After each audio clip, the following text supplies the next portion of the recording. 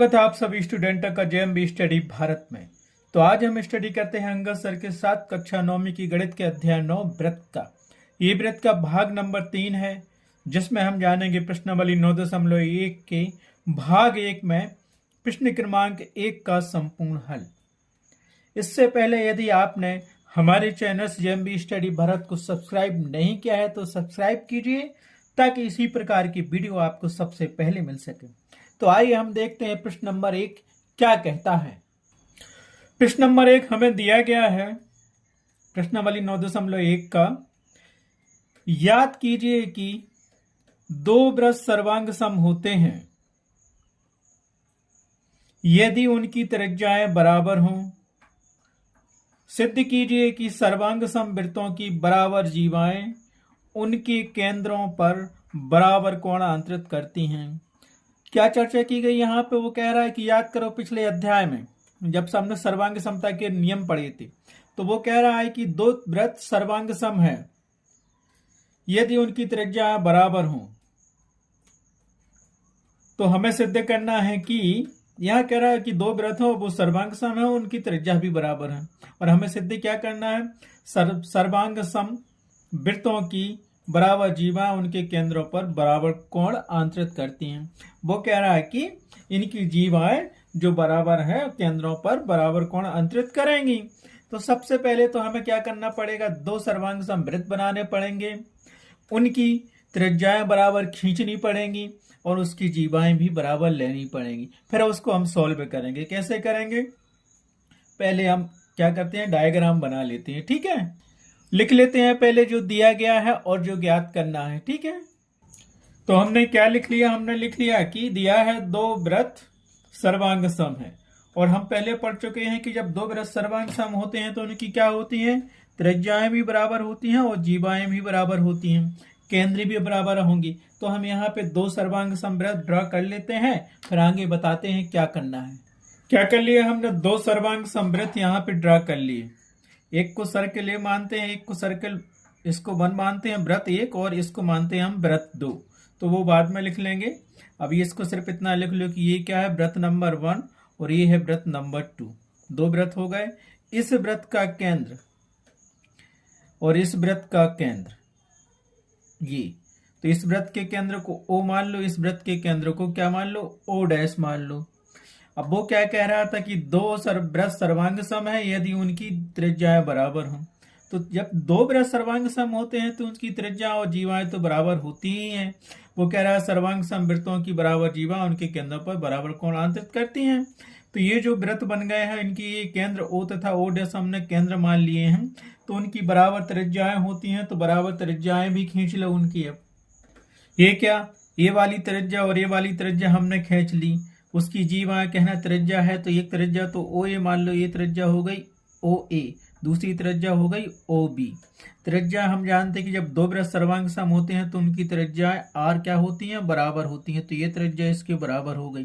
लेकिन हमें क्या करना है? वृत्त की जितनी भी त्रिज्या होंगी ये तो आपस में बराबर होंगी, और दूसरे त्रिभुज में क्या है? सर्वांग सम है, तो इस वृत्त की त्रिज्या इसके बराबर और ये इसके बराबर होंगी। ये भी क्या है? त्रिज्या है दूसरे वृत्त की। लेकिन दूसरे वृत्त की हम क्या मानेंगे?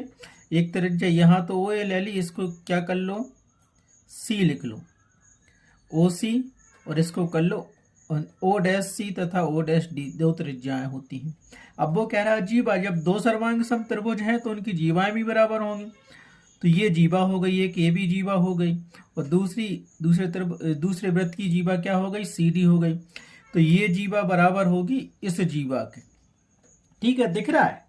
ये त्रिज्याएं हो गई, और त्रिज्याओं से मिला के और जीवा से मिला के ये ट्रायंगल एक इसमें बन गया और एक ट्रायंगल इसमें ये बन गया।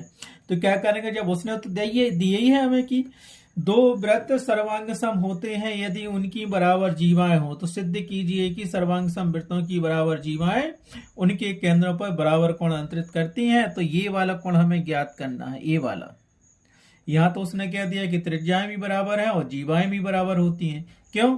क्योंकि ये दोनों वृत्त क्या है? सर्वांग सम है। तो इसको लिख लो वृत्त नंबर 1, इसको लिख लो वृत्त नंबर 2। ठीक है, तो यह हमें और लिखना पड़ेगा क्योंकि दिया है दोनों वृत्त सर्वांग सम है एवं उनकी त्रिज्याएं ओ ए बराबर ओ बी और ओ डैश सी बराबर ओ डैश डी, ये दोनों क्या है होते हैं, बराबर होते हैं। तो ओ ए बराबर कर लेंगे ओ डैश सी, है ना। त्रिज्याएं आपस में बराबर होती हैं और उनकी जीवाएं भी ए बी बराबर सी डी बराबर है। तो यहां लिख लो, हमने एक जीवा मानी ए बी, दूसरी जीवा मानी सी डी, और त्रिज्याएं हमारे पास ओ ए, O B, O dash C और ओ डी है, ये भी लिख लोती है। क्या दिया था, दो वृत्त सर्वांग सम है और उनकी जीवाएं तथा त्रिज्या बराबर है। तो यहां दिया था कि उनकी त्रिज्याएं बराबर हो तो सिद्ध कीजिए कि सर्वांग समवृत्तों की बराबर जीवा उनके केंद्रों पर बराबर कोण अंतरित करती हैं। ए बी जीवा हो गई और सी डी जीवा हो गई। पहले वृत्त की जीवा ए बी, दूसरे वृत्त की जीवा सी डी। पहले वृत्त की त्रिज्या ओ ए, ओ बी और दूसरे वृत्त की त्रिज्याएं ओ डैश सी और ओ डैश बी हो गई।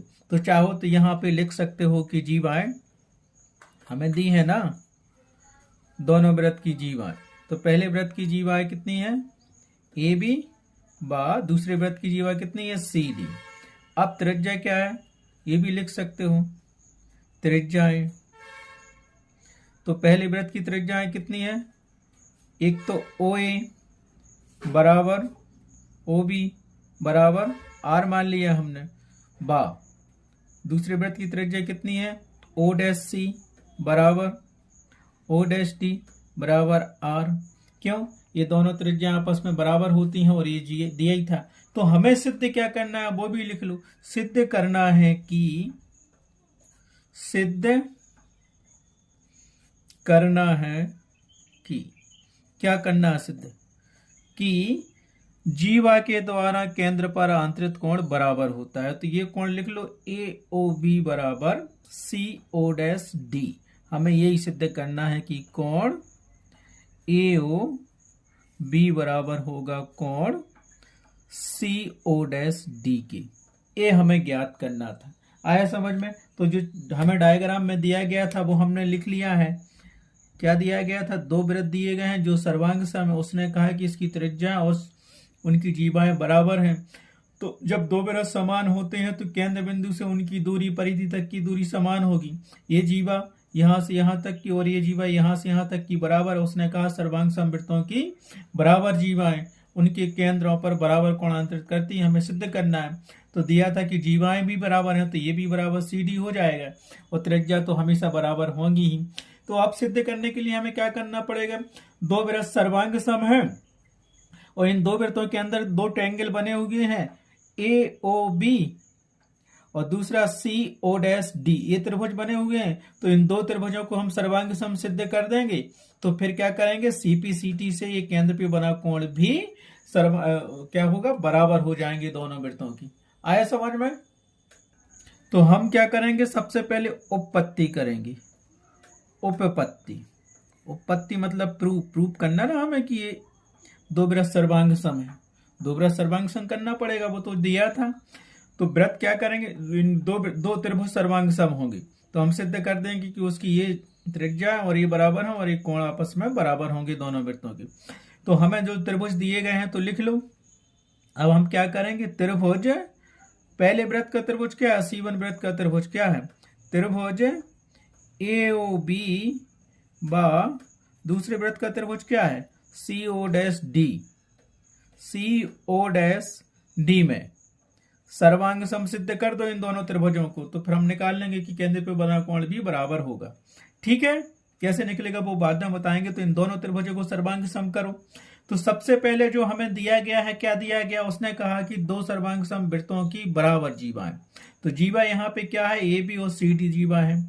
क्योंकि हमें दिया गया है ए बी जीवा बराबर है दूसरे वृत्त की सी डी जीवा के। तो यहाँ रीजन हमें यही देना है। क्या देना है, क्योंकि ये दिया है प्रश्न में दिया है, दोनों जीवाएं क्या है, बराबर होती हैं। अब यहां देखो, पहले वृत्त की त्रिज्या ओ ए, दूसरे वृत्त की त्रिज्या ओ डैश सी और पहले वृत्त की त्रिज्या ओ बी और दूसरे वृत्त की त्रिज्या ओ डैश बी। क्योंकि दोनों वृत्त सर्वांग सम है तो ये भी मिल रहा है हमें। तो यहां से लिख लो अगेन, यहां से देखो पहले वृत्त की त्रिज्या ओ ए बराबर होगी दूसरे वृत्त की त्रिज्या ओ डैश सी से। क्यों, ये रीजन आप लोग जानते हो नहीं जानते हो तो बार बार बता रहा हूं कि हमने बताया था कि दो वृत्त सर्वांग सम होते हैं जब सर्वांग समता का नियम पढ़ाया था। नहीं पढ़ा तो उसका इंट्रोडक्शन वीडियो आप देखिए। तो यहां हम लिख देंगे क्योंकि हम जानते हैं सर्वांग सम त्रिभुजों की त्रिज्याएं बराबर होती हैं। तो यहां लिख लो सर्वांग सम, क्या लिखोगे, जब दो वृत्त सर्वांग सम होते हैं तो उनकी त्रिज्याएं बराबर होती हैं। तो सर्वांग सम वृत्तों की त्रिज्याएं क्या होती हैं, बराबर होती हैं, बराबर होती हैं। इतना ही लिख लो। अब दूसरी त्रिज्या क्या दी है, दूसरी त्रिज्या भी हमें यहां से क्या मिल जाएगी, पहले वृत्त की ओबी त्रिज्या और दूसरे वृत्त की ओ डैश डी त्रिज्या, ये भी बराबर होंगी। रीजन वही होगा क्योंकि हम जानते हैं ओबी बराबर होगा ओ डैश डी। रीजन फिर से लिखना चाहो तो यही लिख दो, अच्छा रहेगा। लिख दी। तो हमने रीजन क्या लिखा, क्योंकि सर्वांग सम वृत्तों की त्रिज्याएं बराबर होती हैं। जब दो त्रिभुज एक के ऊपर एक रखेंगे समान होते हैं तो उनके केंद्र बिंदु एक ही जगह स्थित होंगे और उनकी केंद्र से परिधि तक की दूरी जो होगी वो त्रिज्याएं होती हैं। तो ये त्रिज्या इसके बराबर होगी, ये त्रिज्या इसके बराबर होगी और जीवाएं तो बराबर दी ही थी। ठीक है, तो इससे क्या सिद्ध हो गया। अब हम क्या कह सकते हैं यहाँ पे हम कह सकते हैं, इसीलिए हम क्या कह सकते हैं कि देखो ये भी एक भुजा है त्रिभुज की, ये और त्रिज्याएं भी भुजा है त्रिभुज की। तो हम कह सकते हैं कि क्या, कौन सा नियम, भुजा भुजा भुजा सर्वांग समता नियम से। देखो भुजा भुजा सर्वांग समता, इसीलिए हिंदी में लिखोगे तुम उसको भुजा भुजा भुजा, अर्थात इसको हम बोलते हैं एस एस एस सर्वांग समता, सर्वांग समता नियम से। क्या सिद्ध कर लिया हमने, त्रिभुज ए ओ बी सर्वांग सम है, ये सर्वांग समता का निशान है। त्रिभुज सी ओ डैश डी क्या होंगे, भुजा भुजा सर्वांग समता नियम से दोनों त्रिभुज सर्वांग सम होंगे। ये हमने सिद्ध कर लिया, दोनों त्रिभुज क्या है, सर्वांग सम होगा भुजा भुजा सर्वांग समता नियम से। अब हमें क्या करना था, अब हमें करना था कोण सिद्ध। तो देखो यहाँ पे, तो हमें क्या सिद्ध करना था, कोण सिद्ध करना था। तो ये दोनों त्रिभुज क्या हो गए, ए ओ बी त्रिभुज और सी ओ डैश डी त्रिभुज सर्वांग सम हो गए और हमें ये कोण सिद्ध करना था। तो हम जानते हैं जबकि जो त्रिभुज सर्वांग सम होते हैं तो उनके संगत भाग आपस में बराबर होते हैं, सीपी सीटी से ये कोण बराबर हो जाएंगे। इसीलिए हम क्या कह सकते हैं, अतः हम कह सकते हैं, क्या कह सकते हैं, अतः हम कह सकते हैं, अतः मैं यहाँ तरह तरह के पेन यूज करता हूं, आप वहां पे ब्लैक और ब्लू पेन ही यूज करना एग्जाम में। तो यहां से जो सिद्ध करना था तो हम लिख देंगे कोण ए ओ बी बराबर होगा कोण सी ओ डैश डी के बराबर होगा। क्यों बराबर होगा, रीजन यहां ना दे के मैं यहां दे रहा हूं कि यहां बनेगा नहीं रीजन, क्योंकि लिख देते हैं, क्या लिख देंगे, यहां भी लिख सकते हैं कैसे, सीपीसीटी से तुम दे सकते हो, सीपीसीटी से। क्यों, जब दो त्रिभुज सर्वांग सम होते हैं तो उनके संगत अवयव बराबर होते हैं या संगत भाग बराबर होते हैं और सर्वांग सम होने के लिए शर्तें तीन होती हैं, तो तीनों भुजाएं बराबर हो या तीनों कोण बराबर हो या दो कोण एक भुजा बराबर हो या RHS वाला नियम लागू हो। ठीक है, तो जब ये भुजा इसके बराबर है, ये भुजा इसके बराबर है, ये भुजा इसके बराबर है, तो ये कोण इसके बराबर होगा, ये कोण इसके बराबर होगा, ये कोण इसके बराबर होगा। तो हमसे केवल एक केंद्र का कोण पूछा था तो हमने लिख दिया कि कोण AOB बराबर होगा कोण CO डैश D के, और यही हमें सिद्ध करना था। तो हम लिख सकते हैं, क्या लिख सकते हैं, इति सिद्धम, अतः स्पष्ट है कि जीवा सर्वांग सम वृत्तों की बराबर जीवाएं उनके केंद्रों पर बराबर कोण आंतरित करती हैं। ये आपको लिखना पड़ेगा। अतः स्पष्ट है कि दो सर्वांग सम त्रिभुजों की दो सर्वांग समवृत्तों की बराबर जीवाएं। अतः स्पष्ट है कि दो सर्वांग समवृत्तों की बराबर जीवाएं उनके केंद्रों पर बराबर कोण आंतरित करती हैं। और लास्ट में लिख देंगे इति सिद्धम, और लिख दो यहां पे इति सिद्धम। यही हमें सिद्ध करना था। ठीक है, इस प्रकार से आज की वीडियो में बस इतना ही। ये प्रश्नावली 9.1 का पहला क्वेश्चन है।